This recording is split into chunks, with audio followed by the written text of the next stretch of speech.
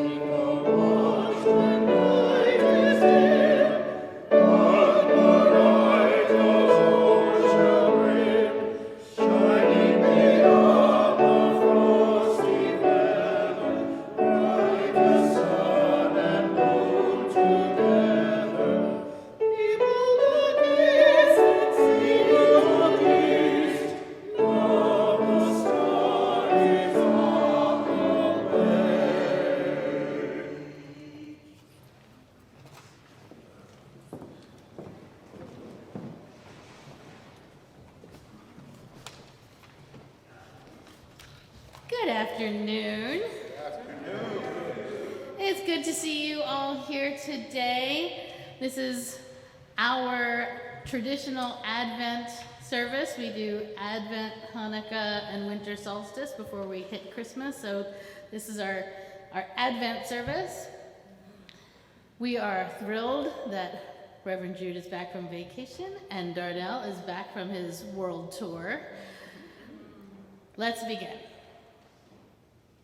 Holy anticipation, that breathtaking space in between what has been, what is, and what is yet to come, where winter dreams reveal secret longings and winged angels announce the coming of love. We are drawn to the edge of Advent possibility, like the song of angels drawing shepherds, eyes wide, breath held. waiting, watching. Come, settle into our living for a while. We're going to light our chalice.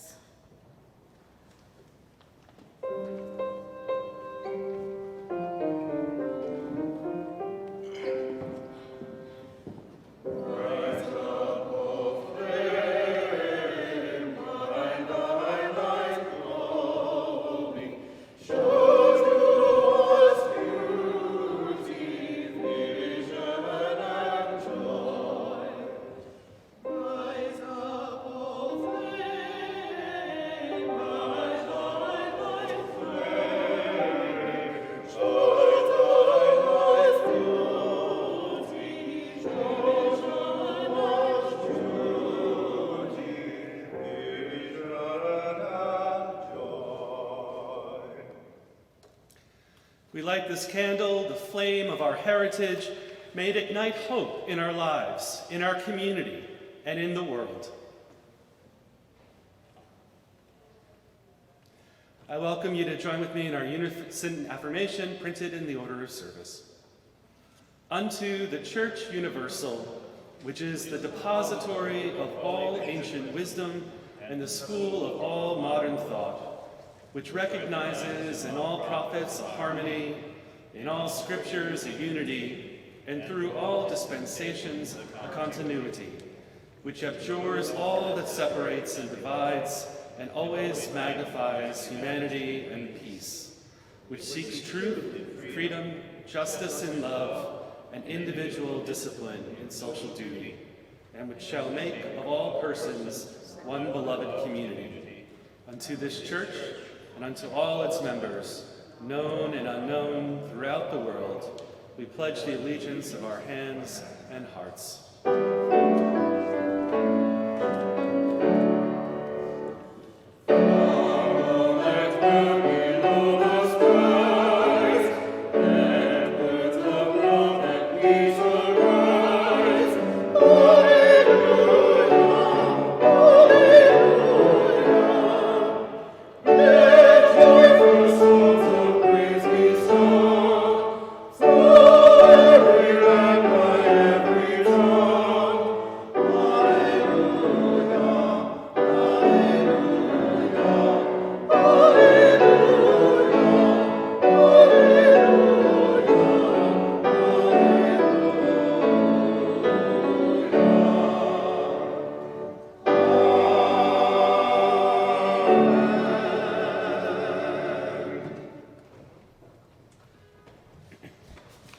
Please join me in reciting our land acknowledgement. We are gathered on the unceded land of the Lenape peoples. We acknowledge the Lenape community, their elders both past and present, as well as future generations. This acknowledgement demonstrates a commitment to beginning the process of working to dismantle the ongoing legacies of settler colonialism. Now is an opportunity to greet your neighbor. Please share a COVID-safe greeting with your neighbor.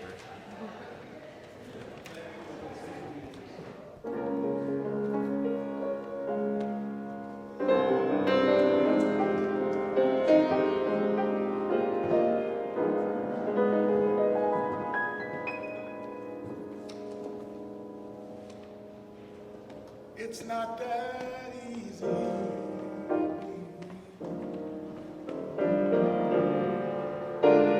Having to spend a day the colors of the moon. When I think it would be possible to be better yet, something more like that. In a moment, we'll enter into a time of silence, knowing that with all the wiggles and sneezes and coughs in the world, it's not about the perfection of silence, but the intention. Join with me now.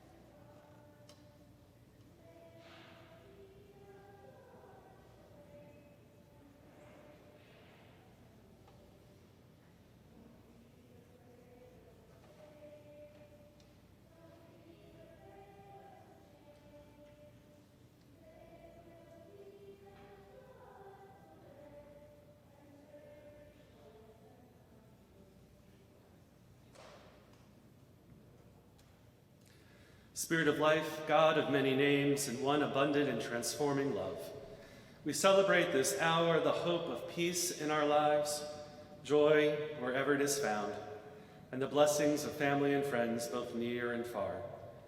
We are grateful for this religious community, the stories, the songs, and the silly amidst the serious.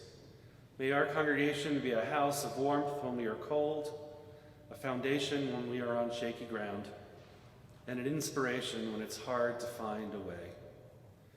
Mother of Peace, teach us to model compassion in our lives, over the dinner tables, on our way to school, when the subway doors close in our face. May we be that steady force that brings your way to life.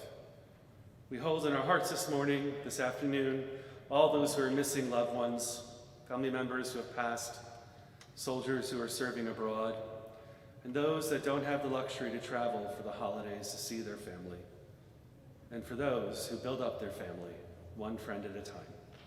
May this season be a cause of celebration for the many sources of love in our lives. Amen, and blessed be.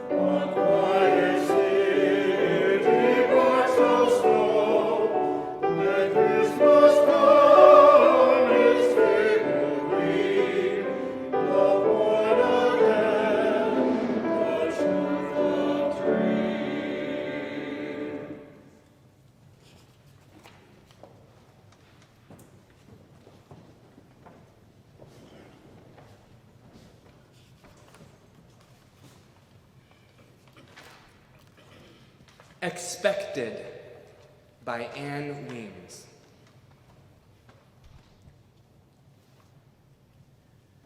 Even now, we simply do not expect to find a deity in a stable. Somehow the setting is all wrong, the swaddling clothes too plain, the manger too common for the likes of a savior. The straw inelegant, the animals reeking and noisy. The whole scene too ordinary for our taste. And the cast of characters is no better, with the possible exception of the kings, who among them is fit for this night. The shepherds, certainly too crude. The carpenter, too rough. The girl, too young. And the baby. Who ever expected a baby? Who ever expected the advent of God in a helpless child? Had the Messiah arrived in the blazing light of the glory of a legion of angels wielding golden swords, the whole world could have been conquered for Christ right then and there. And we, in the church, to say nothing of the world, wouldn't have so much trouble today. Even now, we simply do not expect to face the world armed with love.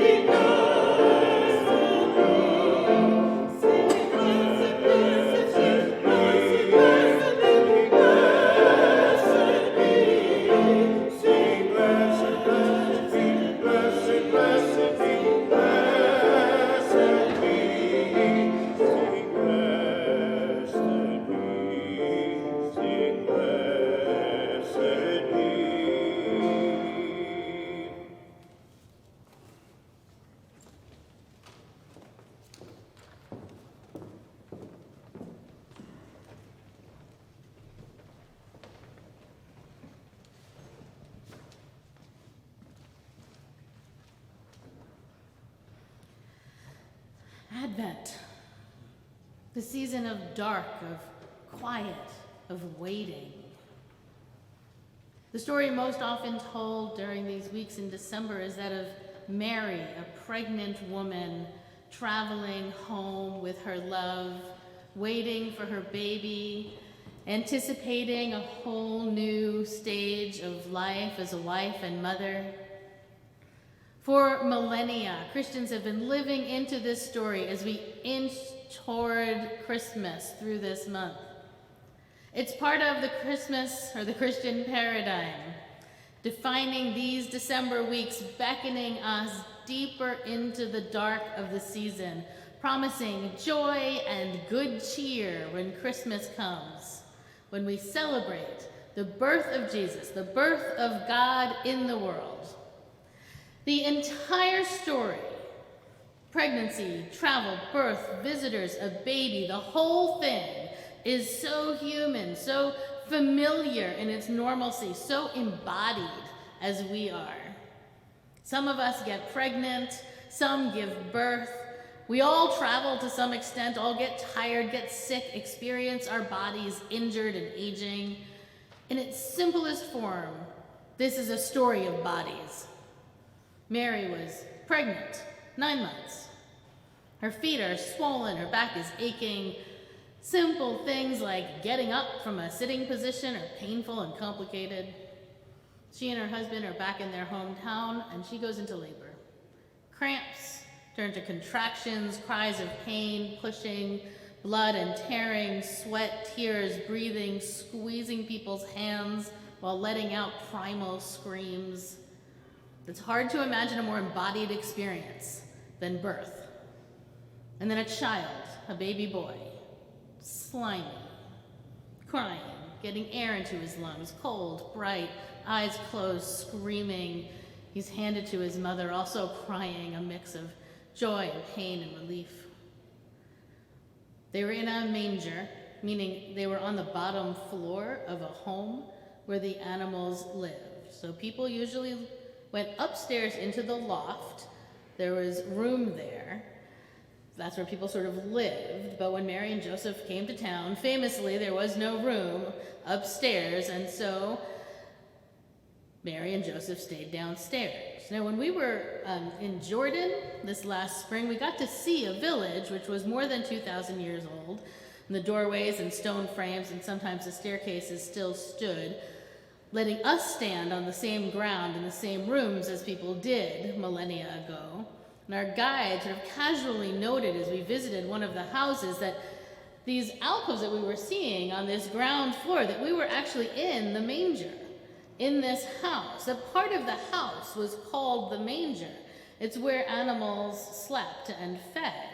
And there were stairs or ladders that go to the second floor, this upper room where people stayed. So Mary and Joseph would have been downstairs when their baby was born, down in the manger. Because so many travelers had come to town, there was no room upstairs. Now, I know that Advent isn't the time to talk about the birth of Jesus, so I'm ruining the entire spirit of waiting. I know the Christians in the room are like, really? We've got a whole month, we talk about birth at the end. But see, every year we talk about anticipation, right?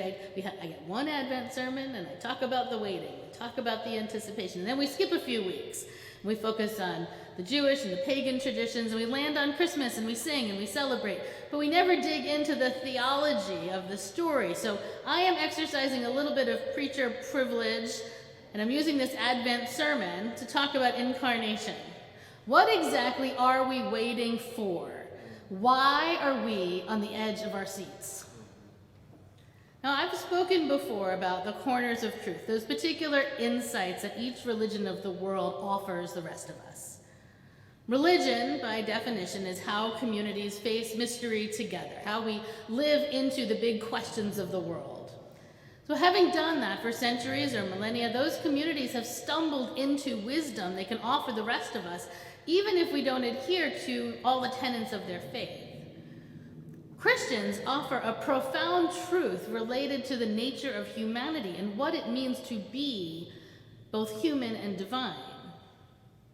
to demonstrate or maybe to balance for all of us. They tell us the story of Jesus' birth, right? Stories about gods abound. But stories about children, about tiny, vulnerable babies who are also divine, that's a gift being offered to us, a very unusual insight. The image of Jesus as a baby is one of the most profound spiritual images offered by any of the world's religions. That's a very big statement, so I'm going to explain.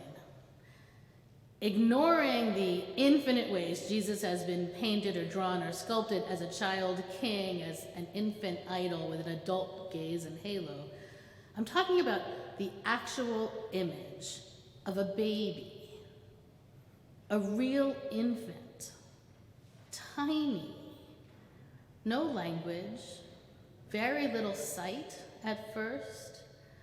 Sounds are too loud. Crying is the primary mode of communication. Eating, pooping, sleeping, no way to move around. Rolling from your front to your back is a big deal. Then crawling, walking, holding onto a table, a few independent steps. It's some time before that child can successfully get food into his mouth on his own. This is God. I'm going to say that again because it's mind-blowing. This is God. What a profound truth. What a theological offering given to us through this Christian story. This is God, the baby, the one whose diapers his grandmother changed, the one who used his tiny hand to grab his grandfather's finger for balance, the one who is washed and fed and rocked and scolded. This is God. The idea that Jesus, a human being, was God, was dismissed as part of our original Unitarian founding. I've preached on this history before, and if you're interested, I'll preach on it again. But let me just give you a very quick reminder. There was a debate after Jesus died about whether he was God, and because of a variety of political forces, it was decided that the doctrine would include this God-man, fully human and fully divine. Plenty of people believed it, and even those who didn't or weren't really sure, they understood that in a Greco-Roman world with plenty of other god-men in the mythology, this is possibly the path of least resistance. So the Council of Nicaea declared a doctrine in 325. The controversy lived on, and it is again determined, Council of Chalcedon 451, Jesus is one being, two natures. As finalist church leaders thought they were being, the question remained. Having added the Holy Spirit, the official doctrine was a Trinitarian God, one God, three faces. It was complicated and debated and embraced and dismissed through history, including by our own Unitarian forebears in Europe. In the early part of the 19th century, William Ellery Channing formally preached on Unitarian theology, recognizing that Trinitarianism didn't prioritize reason, which would clearly recognize Jesus as human, a truly great human and model for other humans, no more God than anyone else. Letting go of all the supernatural implications, Channing and the Unitarians who went after him removed Jesus from the realm of a deity, which makes total sense, right? It's completely reasonable. But with that declaration, we lost the brilliance, the genius, the earth-shattering insight that is the core of the Christian offering. Jesus was God. Jesus, that tiny, newborn, fragile, vulnerable, dependent baby, born to a young woman on the ground floor of an ancient home surrounded by sheep and camels, was God. So I'd like to suggest that we got sidetracked with the original Unitarian Declaration and forgot that the theology of Jesus' divinity didn't elevate one man as much as it elevated all of us. We got distracted by one story, his story, and forgot that it's all our stories. We are all born. We are all dependent. We are all human. Christianity became a cult of one instead of a cult of all. While theologians throughout history were trying to capture Jesus, to enlarge him, they forgot that we are all equally human, equally divine. Jesus wasn't the only one. He was one of the people who became awake to the magnificence of what it means to be alive. He lived communally. He loved unconditionally. He valued life over material things, valued health over money, believed we are here to break ourselves open and pour ourselves out in service to each other. Those early Unitarians rejected the idea that Jesus was God, claiming that there is only one God. They upheld Jesus as a role model, a good person who had a strong and necessary message about how we treat each other. They declared a humanist Christianity that focused on serving the poor and feeding the hungry and healing the sick and visiting the imprisoned and generally caring for and being responsible to each other. There was no reason to get involved with complicated Trinitarian theologies or questions about salvation after life, and there's certainly enough going on here to keep us busy without having to question things for which we'll never know the answers. And this made sense. It made sense to thousands of people, and we are all here to prove it. But rejecting that insight, removing Jesus from the realm of incarnate God, of embodied God, separated divinity from humanity for all of us. And we've done it in the natural world too, removing God from the body of earth and sending God into a realm far, far away, separated from our embodiedness. All of earth became a collection of objects rather than a communion of subjects. We have made it our habit to remove or deny divinity, separating it from the bodies of our lives. Russian soldiers have been executing Ukrainian civilians and dropping their bodies into mass graves. Iranian women are being imprisoned for as little as letting a lock of hair show. Unhoused Americans are sleeping and starving on city streets across the country. China is enslaving Uyghurs in an attempt to convert them from their Muslim faith.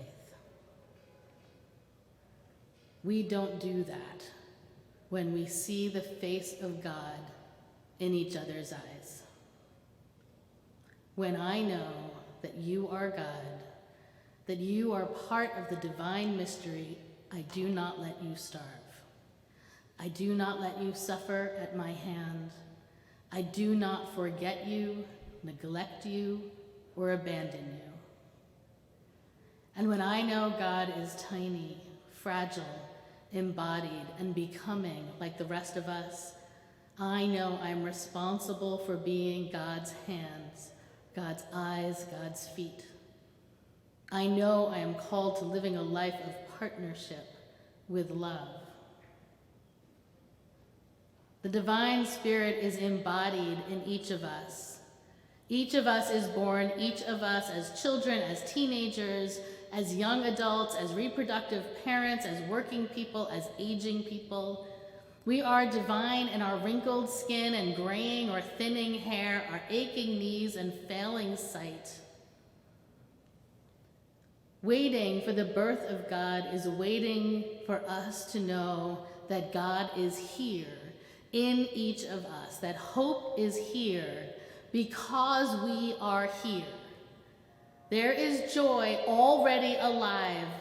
Advent is the time for waiting, but maybe it's time for us to stop waiting and wake up to the magnificence of who we are, so fully human, so fully divine. We are waiting for each of us to become awake. We tell the story year after year, and we keep thinking it's someone else's story. Mary and her baby 2,000 years ago, but it's our story. It's the story of humans who are born, who are vulnerable, who are dependent.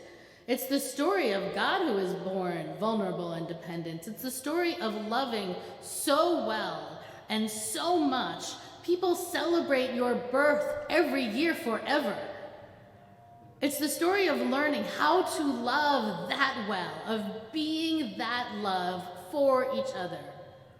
Advent is our time to be born into our magnificence and to see that same divine spirit in the eyes of everyone around us, no matter how broken or frightened or angry or lost they are, because they are God and we are God.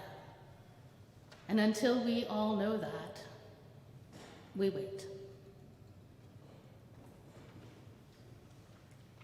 Together, let's sing O Come Emmanuel, number 225.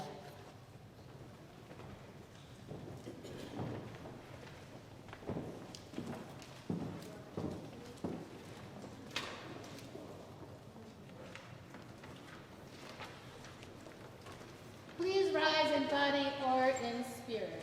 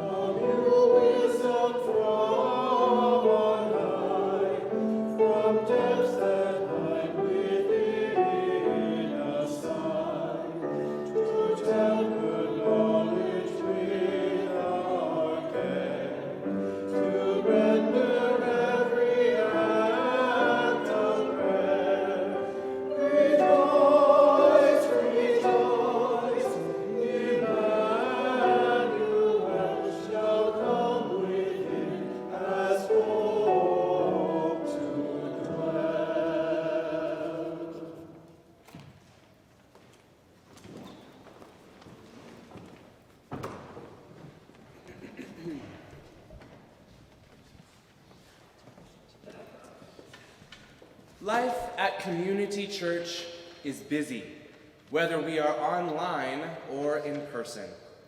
It is our hope that wherever you are and in whatever way you are comfortable engaging in the mission and ministry of this church, we have provided an opportunity for you.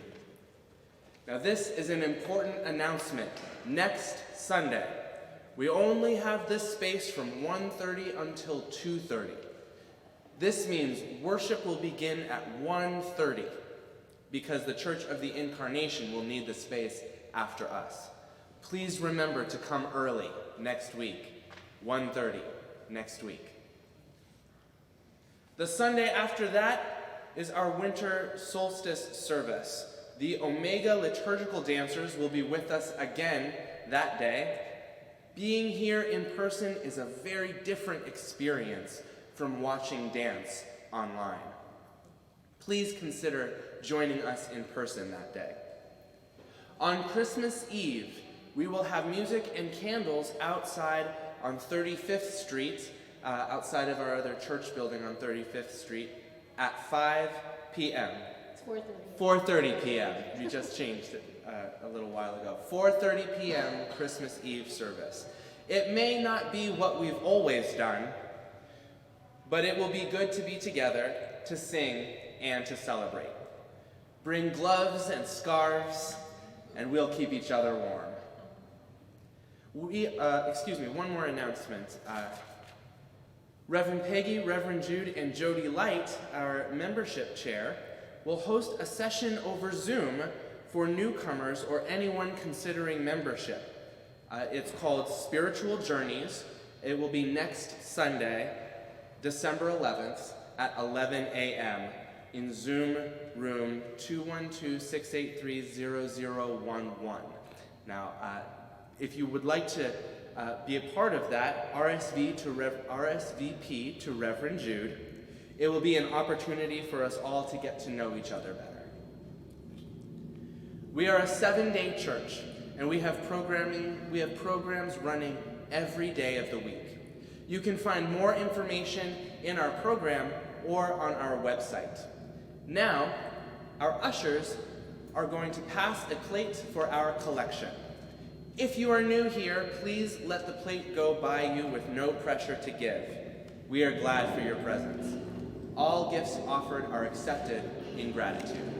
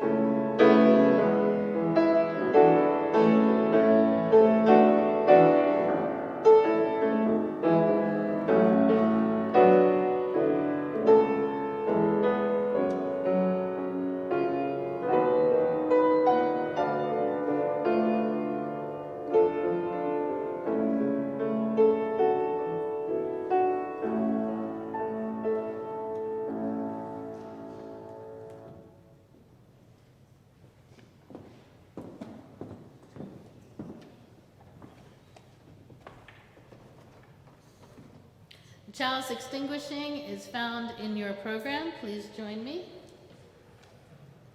Knowing how quickly the flame of truth may be extinguished, how easily the chalice of fellowship broken, let us be vigilant in faith, keep peace in our hearts, and make care for one another the watchword of our lives together. And so our light goes out everywhere into the world. Our light goes out into the world wherever healing and hope are needed. Let us go in peace to love and serve this world and one another. It's good to be with you.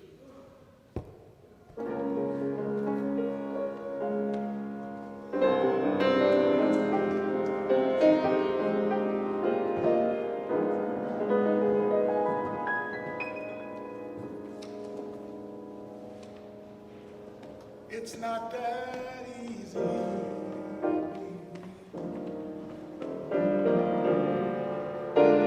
Having to spend a day the colors of the leaves.